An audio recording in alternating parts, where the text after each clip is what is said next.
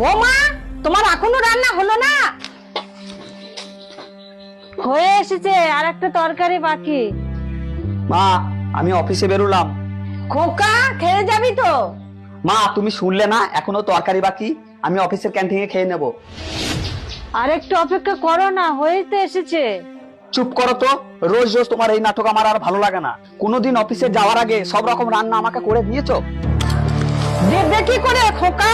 কথাই বলে না, সংসার সুখী হয় রমণীর গুণে। আর তোর বউর তো কোনো গুণই নেই।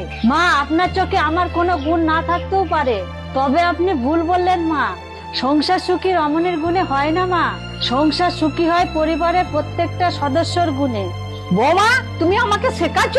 আমি এত বছর ধরে সংসার করছি, আমার শাশুড়ি বলতো এই কথা। দিন বদলেছে মা, আপনিও নিজেকে বদলে নিন। এই, তুমি কি বলতে চাও? সিম্পল কিছু কথা। সকাল থেকে রাত পর্যন্ত আমি শুধু সংসারে হাড়ি টেনে যাচ্ছি, আর তোমরা শুধু হুকুম করে যাচ্ছ, এটা কেন পড়ে আছে, ওটা কেন হলো না। তা কি আমরা তোমার সাথে কাজ করব? হ্যাঁ মা, করবেন। প্রত্যেকদিন না হোক, একদিন তো করে দেখুন সংসারটা কেমন সুখের হয়। ঠিক আছে, আমিও করব তোমার সাথে একদিন কাজ। আমিও দেখতে চাই এই সংসারে অশান্তির আগুন নেবে কিনা। খোকা, আজকে সকালটা না খুব দারুণ লাগছে। এই না ধরো, আজকে চাটা আমিই করলাম। দিন মা। এবার উনুনে রান্নাটা তাড়াতাড়ি বসাও। আমিও বাজার থেকে চলে আসলাম মা, তুমি এগুলো কেটে কুটে দাও, ও এবার রান্নাটা বসাক।